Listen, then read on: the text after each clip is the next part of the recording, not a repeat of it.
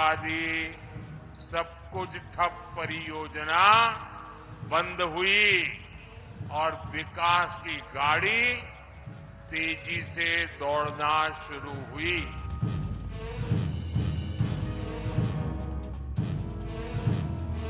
ये यादवों में भी टिकट देने थे तो एक ही परिवार के सब है, एक परिवार से बाहर कोई उभर ही नहीं पा रहा है।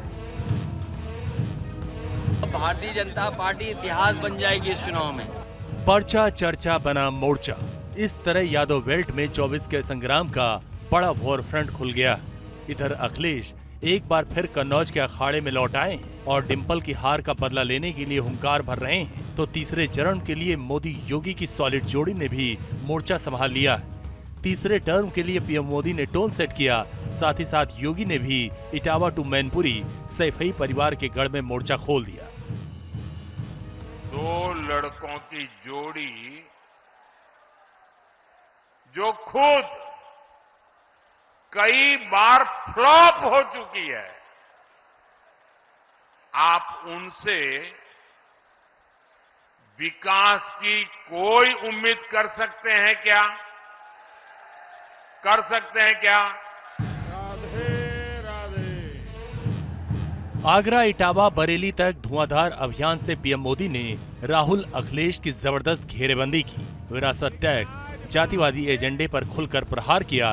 देने के लिए नहीं, मांगने के लिए आया। इसके बाद जब योगी डिंपल यादव के अखाड़े मैनपुरी में उतरे तो बीजेपी का मोमेंटम कुछ यूं नजर आया। माफिया और अपराधियों के लिए फांसियां पढ़ने का काम करते हैं।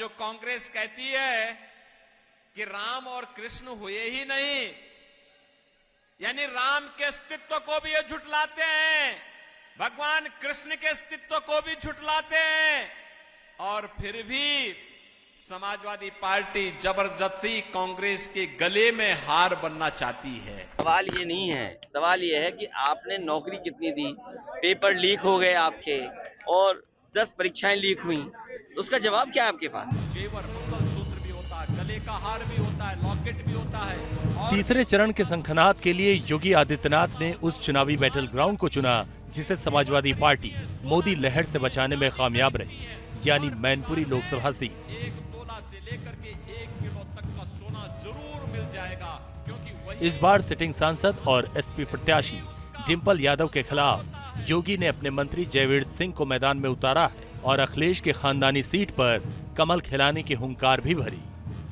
ये यादवों में भी टिकट देने थे तो एक ही परिवार के सब है, एक परिवार से बाहर कोई उभर ही नहीं पा रहा है।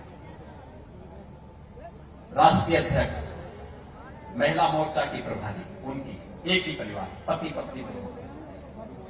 ऐसे ही शिवपाल जी को भी चूर्ण दे दिया बताने वाले। श्योर शर्त है कि वहां पे हारना है सपा को, तो वहां का चलो शिवपाल हारने के लिए ही उन्होंने शिवपाल जी को वहां भेज दिया।